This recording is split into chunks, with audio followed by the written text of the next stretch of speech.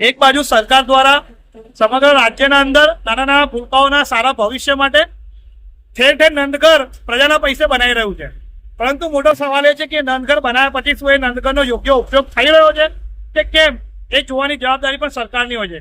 ત્યારે વડોદરા શહેરના પ્રથમ નાગરિક મેયરના વોર્ડમાં આવેલું રામદેવનગર 6 નંબરનું નંદઘર કે જે ખોડાનગર પાસે આવેલું છે, એ નંદઘર સંપૂર્ણ બંધ અવસ્થામાં જોવામાં મળ્યું।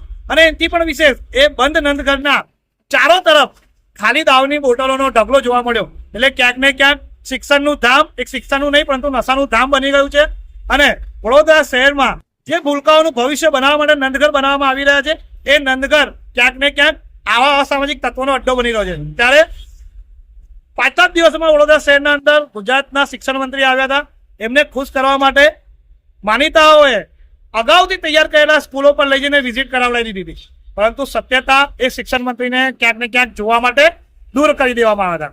ત્યારે પાલિકા દ્વારા બી અને શિક્ષણ મંત્રી પાસે બી અમારી એક જ માંગ છે કે પ્રજાના પૈસે બનેલા આવા નંદઘરોને સુવ્યવસ્થિત રીતે ચાલુ કરી દેવામાં આવે અને બંધ નંદઘરો કે જે અસામાજિક તત્વોનો અડ્ડો બની ગયો છે ત્યાં પોલીસ દ્વારા સઘન ચેકિંગ કરીને અને ભૂલકાઓના ભવિષ્યને અંધકારમાં નાખતા રોકવામાં આવે।